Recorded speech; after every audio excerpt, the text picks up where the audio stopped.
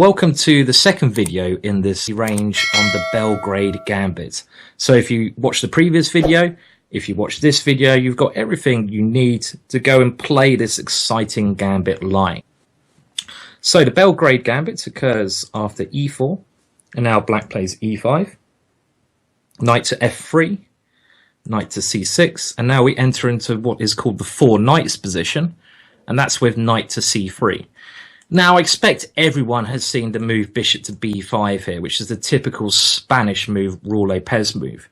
Now, in my opinion, the problem with playing this is that there's lots of theory to learn. You really have to basically memorize a number of books, which can't be so much fun. I don't want to memorize books.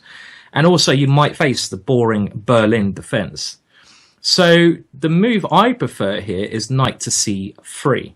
With some very aggressive ideas in mind. Now, if we first look at the Belgrade Gambit, then we'll come back to other options that black can try here.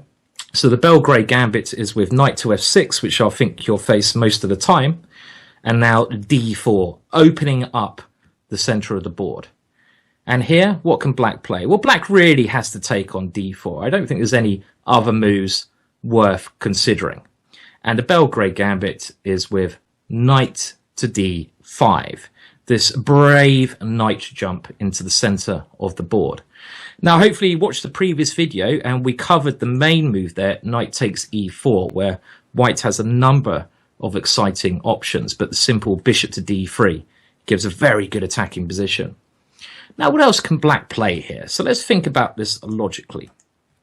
Well, as white, you're really just trying to take back this pawn on d4 at some stage, and maybe also develop with your bishop to g5, develop, attack, attack, attack. Your bishop on f1, where should that go? Well, either to d3 or to c4, both aggressive squares. Now, the main moves for black here include bishop to e7, which is a very solid way for black to play. I don't think it's particularly great. Knight takes d5, which has been played probably the most often, so we'll have a look at that. And then the final move, which I think is actually black's best defensive try, the very bizarre counter knight jump, knight to b4. So you really need to know what to do against each of these three possibilities black can play. So let's have a look. Well, bishop to e7 is a very solid choice, but I think white should have a nice safe advantage and keep attacking, because that's what we want to do. We want to keep rocking and rolling, keep attacking, keep the pressure on our opponents by simply playing knight takes d4. And our knights are very aggressively placed now, with the knight on d4 having two options where it's going to go next. It will either go to b5 or to f5.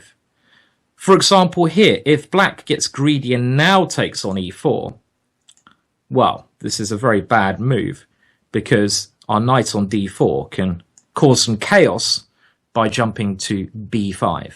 And there's no good way for black to stop an absolute disaster occurring on c7 there. So it'd be very greedy for black to grab that pawn.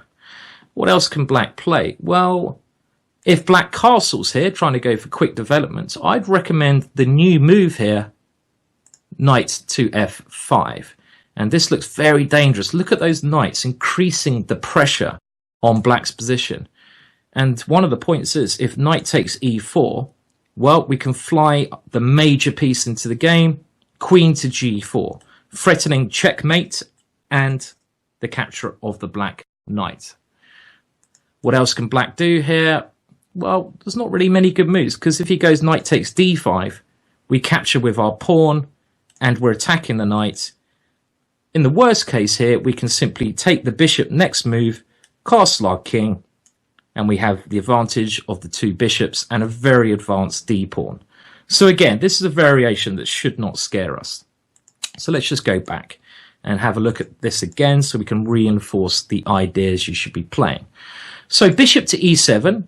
What do you play here? You simply grab that pawn on d4 back.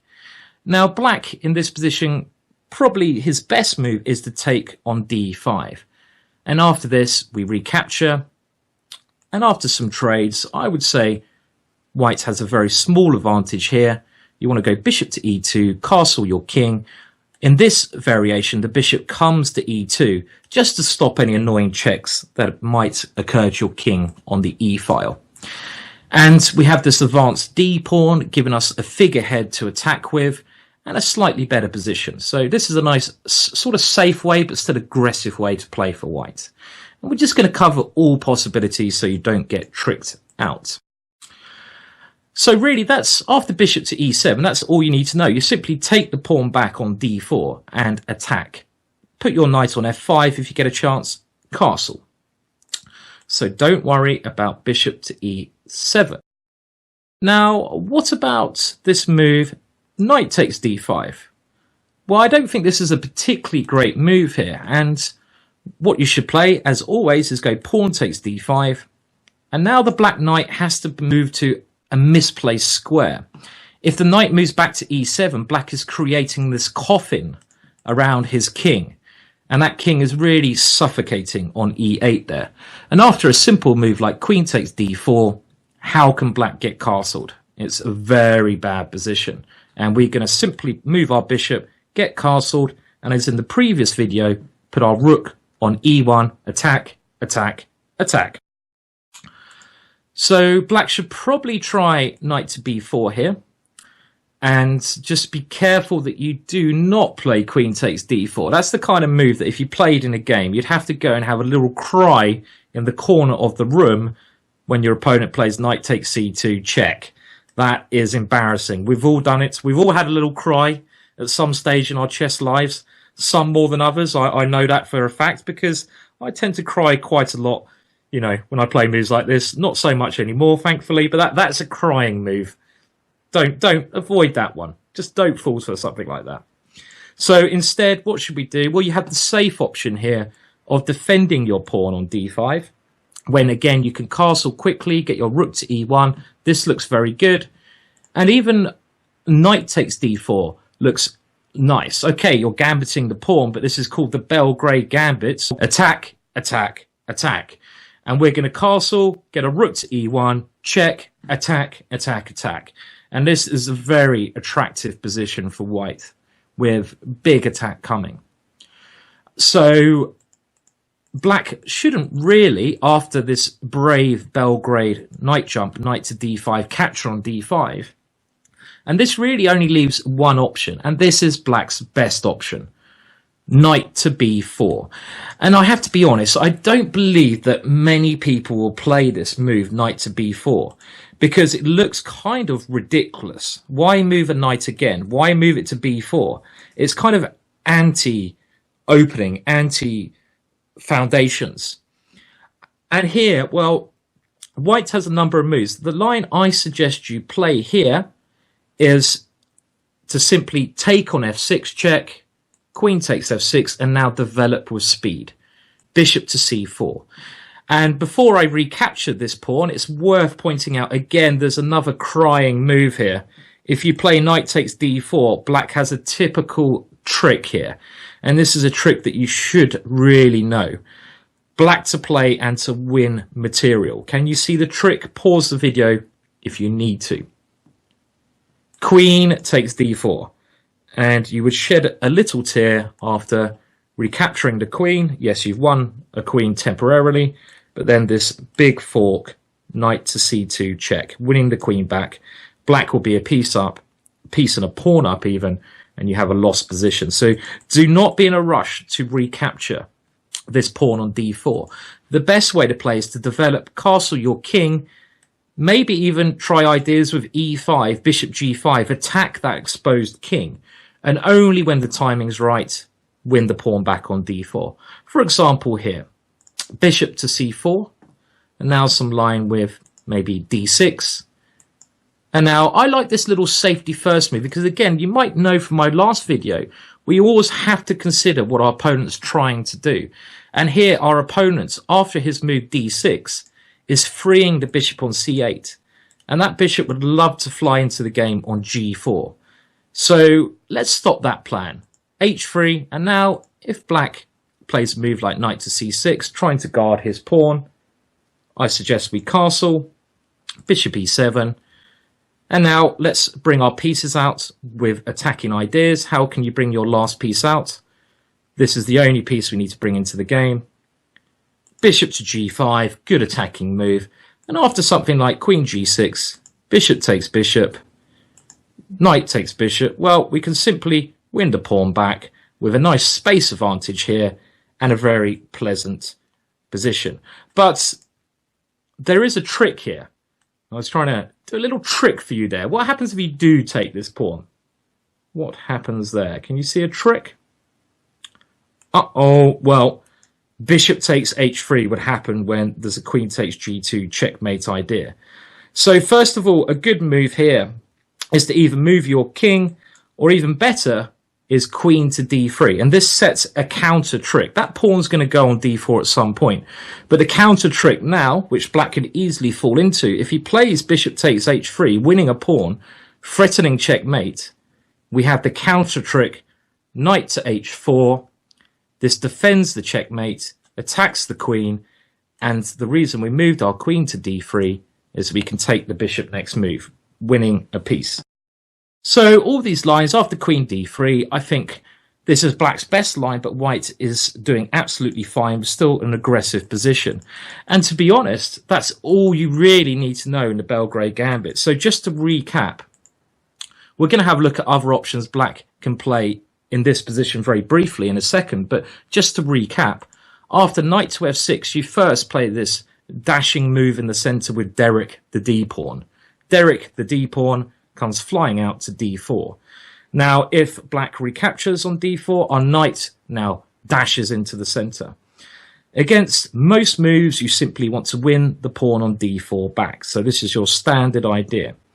Only against knight to b4 do you now take on f6 and develop castle, try to stop black's bishop coming out from c8 and win your pawn back on d4. Very quickly, what else can black play after the opening moves? e4, e5, knight to c3. What else can black play here?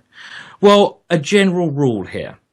If black plays a passive move, like d6, bishop to e7, something a little bit silly like this, then you should play d4 anyway.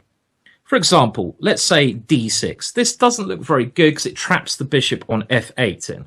Now d4. And after pawn takes d4, well, there's no need to jump into the center with our knight now. You can try to if you want to. It's probably not a bad move, but simply recapturing the pawn gives us a space advantage. We have free development and a nice edge here. Now, there's one very cute line here, which I have to show you because it's a really kind of piece of chess art. And that is with g6, where black is trying to stop you going d4. Now, what is the rule if black doesn't bring his knight on g8 out? What is the rule you should play here? d4, of course.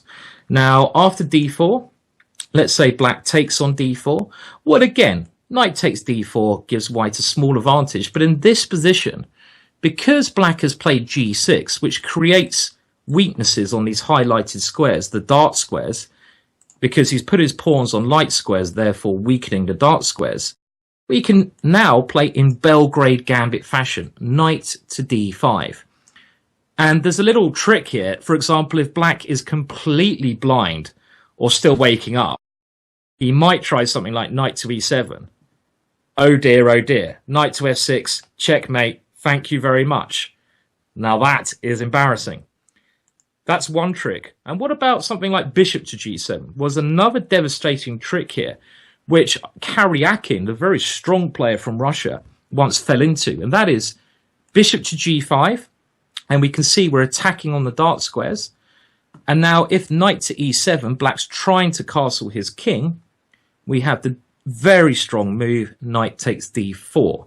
And in a blitz game, a speed game, Karyakin, once in a very similar position, now played bishop takes knight, thinking I've just won a piece. What is white's idea? Well, maybe you can tell me what is white's devastating idea here. And it's a very pretty checkmate. Queen takes d4. What? Giving up the queen? Knight takes d4. Knight to f6 check. Black only has one square to go to. And now this very crafty checkmate. Bishop to h6, checkmate. Thank you very much. 10 move checkmate.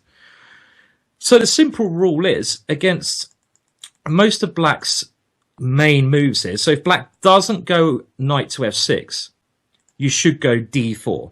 When you can either take back on d4 if black recaptures, or try the brave knight to d5 move.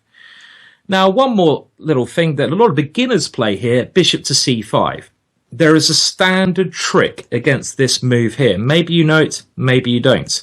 The standard trick against this move is knight takes e5.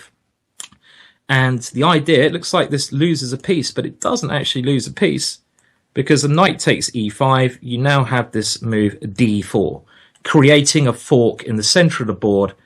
And in this position, white gains a very good initiative and advantage. Now, black has also tried here, realizing that he's going to lose a piece back to d4, also tried bishop takes f2 in this position, which may look a little bit scary because you have to walk your king out only slightly, though. We're not going to go on a crazy mission to the North Pole with our king. That's too much. But black doesn't have enough pieces attacking here, so our king is safe. For example, knight takes knight, and now pawn to d4. And we're kicking back the black pieces. The queen check somewhere doesn't help. We can just go g3 to block it.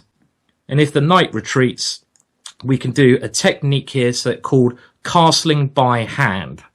And that is where we move our bishop, move our rook, and then move our king back. For example, bishop to c4, a great square for the bishop. The reason white is better here is because of his control of the center. Look at that lovely control. And now your next two moves is rook f1, king g1. And we've done this technique called castling by hand. And again, a very good position for white. And really, I'm not going to overcomplicate things. That is the Belgrade Gambit for you.